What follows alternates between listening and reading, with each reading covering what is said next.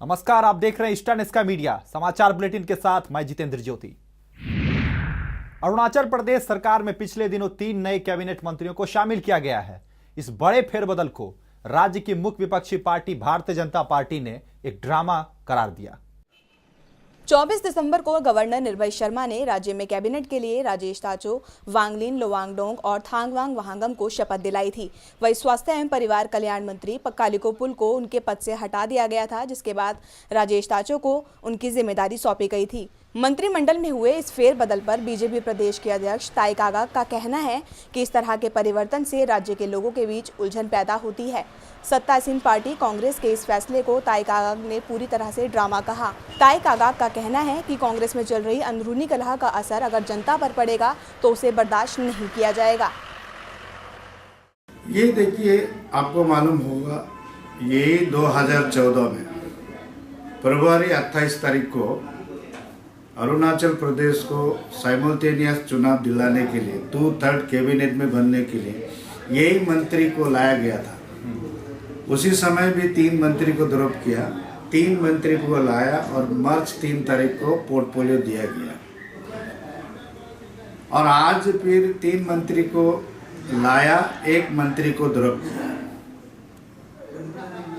पता नहीं है वो, ये भले ही मुख्यमंत्री का डिस्क्रिशनरी में है, लेकिन मुख्यमंत्री भी ना बोले कि जनता के कारण जनता ने मेंदे दिए विकास के ये आपके अच्छे तौली के साथ सरकार चलाए, सरकार बना के ना रखे, सरकार को चलाए, सुशासन जनता को दे, प्रदेश में लाए। लेकिन हम लोग को भी समझ में नहीं आ रहा कि एक ही मंत्री को लाता है फिर ड्रॉप करता है। आप फरवरी 28 2014 और यह 24 दिसंबर 2014 को फिर वही मंत्री को ड्रॉप किया।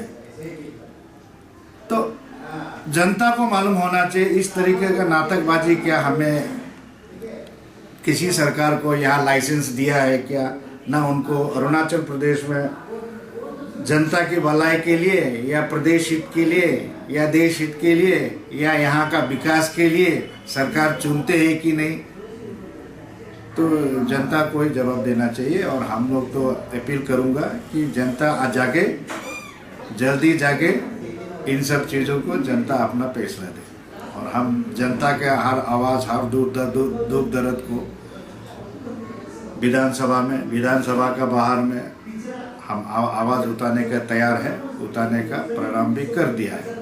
और इसीलिए ये कांग्रेस का अंदरूनी मामला है, लेकिन ज़्यादा अंदरूनी मामला भी जनता का ऊपर बोझ गिर जाए वो हम कभी बर्दाश्त नहीं करेगा। पिछले दिनों असम के कोकराझार और सोनीतपुर में हुई हिंसा के खिलाफ देश की राजधानी दिल्ली में विरोध प्रदर्शन किया गया।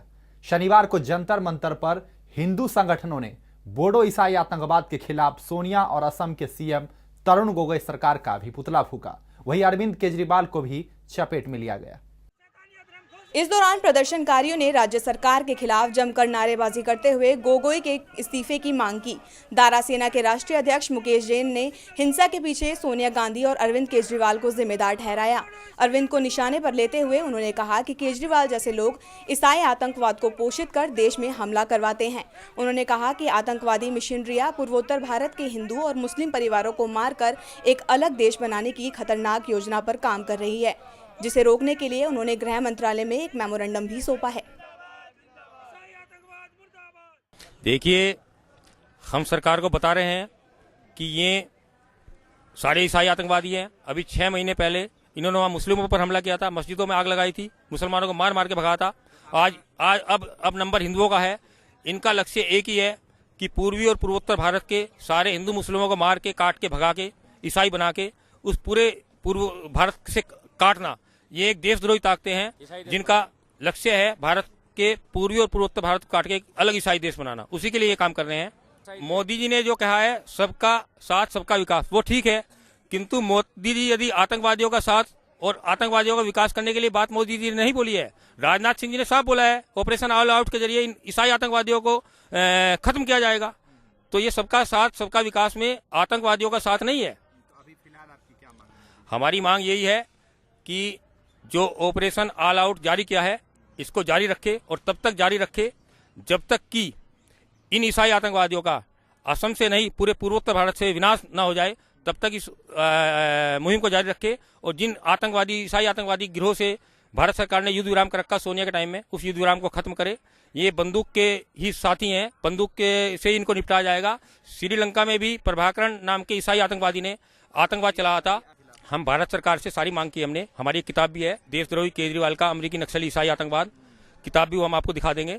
इस किताब में हमने लिखा है कि कैसे कैसे ये CIA का एजेंट केजरीवाल भारत को एक ईसाई देश बनाने की साजिश रच रहा है। इस किताब का नाम ही है देशद्रोही केजरीवाल का अमेरिकी ईसाई आतंकवाद। और इस किताब में हमने साफ लिखा है कि इनका लक्ष्य भारत के हिंदू मुसलमानों को मार के काट के, केजरीवाल का दिमाग तो केजरीवाल काम कर रहा है। केजरीवाल, प्रशांत भूषण, ये ज्ञापन में हमने साफ लिखा है भारत सरकार को, मेधा पाटेकर, केजरीवाल, अग्निवेश, ये सबका दिमाग ही है। यही तय करते हैं कि कब किसको सैनिकों को मारना है, कब नागरिकों को मारना है, कब हिंदू को मारना है, कब मुसलमान को मारना है और कब इनको चुनाव लड़ना है। इन लोगों को टिकट भी केजरीवाल देता है। ये सब केजरीवाल और इनका पूरा गैंग है जो ये CIA का एजेंट है, ये इस साजिश में शामिल है, भारत को एक अलग ईसाई देश बनाने की साजिश में शामिल है और इसका हम लगातार विरोध कर रहे हैं।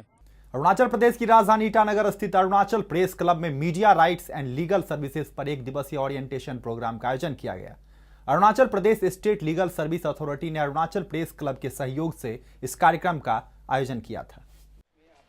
इस दौरान अरुणाचल लॉ अकेडमी के असिस्टेंट प्रोफेसर नवीन सिन्हा ने मीडिया के अधिकारों और न्यायालयों की अवमानना अधिनियम 1971 पर चर्चा की। साथ ही उन्होंने प्रेस की स्वतंत्रता पर अपने विचार सामने रखे।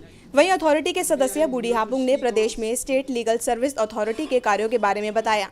इस दौरान कई और लोगों ने भी न्यायालयों में मीडिया रिपोर्टिंग की जानकारी दी।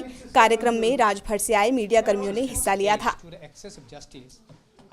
अरुणाचल प्रदेश के नाहरलगन स्थित फॉरेस्ट नर्सरी पार्क का एक हिस्सा जिला प्रशासन द्वारा निजी इस्तेमाल किए जाने पर वार्ड नंबर 26 के काउंसलर गांगते तागुंग ने नाराजगी जताई है और कैपिटल कॉम्प्लेक्स के DC के खिलाफ सख्त कार्रवाई करने की मांग की है। पार्क का 60 वर्ग मीटर हिस्सा सोशल फॉरेस्ट्री डिवीजन की देखरेख में है, जिसे जिला प्रशासन के द्वारा कीपा यारो नामक एक व्यक्ति को आवंटित किया गया है। कीपा यारो को आवंटित किए गए इस हिस्से के बारे में गांगते तागुंग का कहना है कि पार्क एक सार्वजनिक संपत्ति है और इसे किसी भी निजी व्यक्ति को आवंटित नहीं किया जाना चाहिए। उन्होंने ये भी कहा कि इस संदर्भ में कैपिटल कॉम्प्लेक्स के DC को सूचित किया गया था और आवंटन को रद्द करने की मांग भी की गई थी, लेकिन DC के द्वारा कोई भी ठोस कदम नहीं उठाया गया। गांगते ने जाँच पूरी होने तक DC के निलंबन की मांग की है। साथ ही उन्होंने भूमि आवंटन रद्द करने के लिए गुवाहाटी उच्च न्यायालय और ईटानगर स्थायी खंडपीठ में याचिका भी दायर की है। चीफ सेक्रेटरी कम चीफ विजिलेंस ऑफिसर को मैं ये कंप्लेंट लूज कर दिया, जो मैं इसको आप लोगों को रीड आउट कर देगा। Complaint against Sri Mige Kamki, Deputy Commissioner, Capital Complex, Itanagar, for allotment of land to an individual inside G Sector Park number 2, and thereby the entire recreation park have been damaged, and stringent action may be initiated against such officer by constituting a departmental inquiry. मैं इतना ही बोलना चाहता है। और another एक point है, यहाँ में हमारा मिगे कामकी ने क्या करता है, जो DC, इसी ने हमारा ये जो है कि ये ट्रेडिंग लाइसेंस को हमारे चीफ सेक्रेटरी ने मीटिंग में तक गवर्नमेंट ऑर्डर दे दिया ईटानगर म्युनिसिपल काउंसिल को ट्रेडिंग लाइसेंस देने के लिए, लेकिन वो अभी हमारा म्युनिसिपल काउंसिल में भी चला रहा है। नोट कीजिए आप लोग, म्युनिसिपल काउंसिल में भी हम लोग इशू कर रहा है और मिगे काम की एज ए डिप्टी कमिश्नर वो भी उधर दे रहा है, अपना से दे रहा है। तो ये पब्लिक को जहाँ तक दिखाई देता है, ये दिखा दिखी का बात है, ये पब्लिक को हम लोग को मुकरे बना रहा है। व्हेयरएज गवर्नमेंट हम लोग का पास में गवर्नमेंट ईटानगर म्युनिसिपल काउंसिल को ऑलरेडी ऑर्डर दे चुका है, उसको बुला के मीटिंग में टेबल में ये हमारा चीफ सेक्रेटरी बैठा के उसको समझा के ऑर्डर को उसको हैंड ओवर भी किया है। फिर भी जानबूझ के उसमें अपना ऑफिस में हो जो ये ट्रेडिंग लाइसेंस को इशू कर रहा है। ये चीज़ जो बहुत सारा ये है, और हम लोग बहुत सारा उसका एलिगेशन क्या क्या कर रहा है, हम लोग पूरा डॉक्यूमेंट ढूंढ रहा है। अनऑफिशियली रिकॉर्ड भी मिला है कि मैंने बंदरदा साइड में भी बहुत सा ये फॉरेस्ट लैंड को कुछ अलॉटमेंट दिया है बोलकर। और जिस चीज़ में आप लोग देखिए, यहाँ में आप देखिए ये जो है बोटानिकल ये को लैंड को पार्क को ये लैंड को बोटानिकल लैंड को बोटानिकल साइंस ऑफ इंडिया है क्या इसका ये को बोटानिकल सर्वे ऑफ इंडिया का जो ये है उसको लैंड को अपना से काट दिया। और वेयरएज वो डीसी जो मेरे काम की खुद लिखता है कि एज ए डिस्ट्रिक्ट मजिस्ट्रेट वो लिखता है कि पब्लिक को विदाउट परमिशन में मत ये लैंड को कटिंग मत करो। तो ये किसको परमिशन लिया है? वो खुद काट रहा है। त्रिपुरा स्थित रविंद्र सेंचुरी हॉल में गुरुवार से एक हफ्ते तक चलने वाले अगरतला फिल्म महोत्सव की शुरुआत हो गई है। फेस्ट का आयोजन फिल्म सोसाइटी सिने दिल्वी के द्वारा किया गया। 25 दिसंबर से शुरू हुए महोत्सव में दुनिया भर से ली गई 27 फिल्मों को दिखाया जाएगा। फेस्ट के आयोजक अभिजीत चक्रवर्ती का कहना है कि फिल्में समाज का आईना होती हैं। जो समाज में घटित होता है वही फिल्मों में प्रदर्शित किया जाता है। उन्होंने बताया कि नए फिल्म निर्माताओं को मंच प्रदान करने और अच्छी फिल्मों के साथ दर्शकों को जोड़ने के मकसद से हर साल फेस्ट का आयोजन किया जाता है। वहीं फेस्ट में आए लोगों ने भी महोत्सव को लेकर काफ़ी खुशी जाहिर की। महोत्सव देखने आए प्रवीण सिंह का कहना था कि वो यहाँ आकर काफ़ी खुश हैं क्योंकि उन्हें महोत्सव के माध्यम से अच्छे और संदेश देने वाली फिल्में देखने का मौका मिला है। अरुणाचल प्रदेश के ईटानगर स्थित सिद्धार्थ हॉल में शनिवार को अरुणाचल गॉट टैलेंट शो के ऑडिशन का आयोजन किया गया। ऑडिशन में 6 से 60 साल तक के करीब 300 लोगों ने अपना हुनर दिखाया। ऑडिशन के ऑर्गेनाइजर हिलांग नीमा और उनकी टीम ने बताया कि राज्य के 17 जिलों में ऑडिशन किए जाएंगे। उन्होंने ये भी बताया कि टैलेंट शो जीतने वाले विजेता को 1 लाख रुपए की इनामी राशि दी जाएगी, जबकि रनर अप को 75,000 और तीसरे स्थान पर आने वाले प्रतियोगी को 40,000 की इनामी राशि से सम्मानित किया जाएगा। लोगों के हुनर को परखने के लिए 4 जज भी बिठाए गए थे। वहीं मुख्य अतिथि के तौर पर वार्ड नंबर 29 से काउंसलर तारहा नाचुंग मौजूद थे। इस दौरान तारहा नाचुंग ने सभी लोगों से आग्रह किया कि वो अपने बच्चों की छिपी प्रतिभा को प्रदर्शित करने के लिए उनको प्रोत्साहित करें और उनका मनोबल बढ़ाएं। अरुणाचल में पहली बार अरुणाचल गॉट टैलेंट का ऑर्गेनाइज किया जा रहा है और यहाँ पर एज ए चीफ गेस्ट आए हुए हैं, तार नाचुंग जी यहाँ पर आए हुए हैं। तो आपसे हम एक सवाल पूछना चाहेंगे, ये जो अरुणाचल गॉट टैलेंट है, आपको क्या लगता है कि ये हमारे अरुणाचल में जो हिडन टैलेंट्स है वो कितने तक ये एजीटी का प्लेटफॉर्म से आगे बढ़ पाएगा? ये जो आज जो एजीटी ने जो ये किया है first ever and Arunachal Pradesh में जो है ईटानगर में सिद्धार्थ हॉल में जो खड़ा है, तो ये बहुत अच्छा स्टेप है। और हमको लगता है इसका जरिए मीन्स हमारा जो है अरुणाचल का जो लोगों का ये बहुत काफ़ी मीन्स ये होगा बेनिफिट मिलेगा और शायद नेशनल लेवल में भी हमारा अरुणाचल जो है कम्पीट करने का मौका मिलेगा। अरुणाचल में देखा जाए तो सही मायने में अगर देखा जाए तो ऐसा कोई प्लेटफॉर्म नहीं है, सरकार की तरफ से भी कोई प्रोविजन नहीं है इस तरह के टैलेंट को बढ़ावा देने के लिए। तो आपको क्या लगता है कि सरकार को क्या करना चाहिए इस तरह के टैलेंट को आगे बढ़ावा देने के लिए जो अपने स्टेट को रिप्रेजेंट कर सके? फिलहाल जो हमारा अरुणाचल में जो काफ़ी मीन्स जो है जैसे स्पेशली जो स्पोर्ट्स में है, कल्चर में है, वो ये मोटिवेशन जो है हमारा स्टेट गवर्नमेंट का साइड से भी आगे बढ़ रहा है। और शायद इसको भी मेरा हमारा स्टेट गवर्नमेंट जो है रूलिंग गवर्नमेंट का जो अंदर द लीडरशिप ऑफ नाम तो कि शायद वो आगे बढ़ाने का वो कोशिश करेंगे। तो शायद इसे भी जो है हमारा चीफ पेट्रोन जो है जैसे हमारा जो मंत्री है जो कुमार भाई जी है ये इस जो है एजीटी में वो चीफ पेट्रोन है, शायद उसके लिए मीन्स हमारा जो स्टेट गवर्नमेंट भी मीन्स आगे बढ़ाने का वो कोशिश कर रहा है। आज तो बहुत मीन्स अरुणाचल में मैं पहले बार देख रहा है जिसे हमारा जो पेरेंट लोग भी अपना जो बेटा अपना बेटी को जो इंस्पायरेशन करने के लिए जो है मोटिवेशन करने के लिए यहाँ में बहुत मौजूद है। तो इसी तरह जो है हमारा माँ है, हमारा ये है पिताजी है, भाई है, भैया है, अपना भाई बहन को मिस आगे मिस बढ़ने के लिए मिस ऐसे मोटिवेशन करना चाहिए। तो ये थे Arunachal first ever Arunachal got talent के चीफ गेस्ट के हिसाब से आए हुए तार नाचुंग जी। और इनका ये मानना है कि अरुणाचल में जो टैलेंट है वो सही मायने में अगर इसको तराशा जाए तो वो अपने स्टेट लेवल या फिर नेशनल लेवल तक इस टैलेंट को लेकर जा सकते हैं। और इनका ये भी मानना है कि अरुणाचल के सरकार की तरफ से भी इस चीज़ को बढ़ावा देने के लिए कुछ प्रोविज़न उठाए या फिर अभी जो भी सुविधाएं देना है वो देना चाहिए। कैमरामैन राहुल गामांग के साथ मैं नीलम राजा, eastern sky media, Arunachal Pradesh. Itanagar के ग्रीन स्ट्रीट में शनिवार को रनिंग प्राइमेट्स इवेंट कंपनी ने हिप हॉप और पॉप शो का आयोजन किया। प्रोग्राम की शुरुआत मशहूर रैपर और गीतकार फ्यागो ने अपनी बेहतरीन परफॉर्मेंस से की।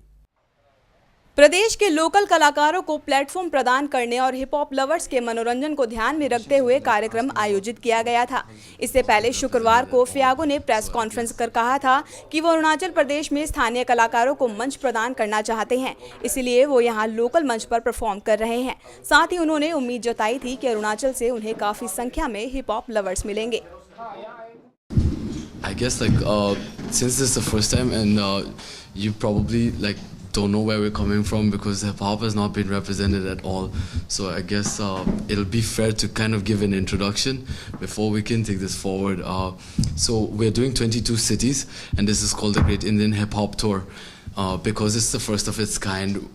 This is city number 15 and we had a great time so far, but I have a lot of expectations from Arunachal because and you can quote me on this, I feel like this is the hip hop capital of India when it comes to states.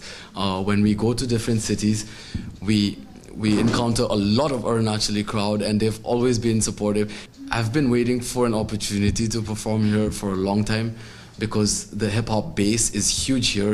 People appreciate, they dress up and they listen to a lot of hip-hop, but they don't have a platform. You never see a rapper from here going to mainstream India. You never see b-boys traveling. It's because of a lack of platform. Nobody is respecting the genre and we're here to change that. Tomorrow we're going to do a show where hip-hop is going to be appreciated like genres like jazz. We're going to draw comparisons between Jay-Z and Louis Armstrong. You know, we are going to try to gain respect from people who don't listen to hip-hop normally. So it's been a great journey so far. I hope tomorrow is really, really nice. I have a lot of expectations from Running Primate. आज के अंक में फिलहाल इतना ही। नमस्कार।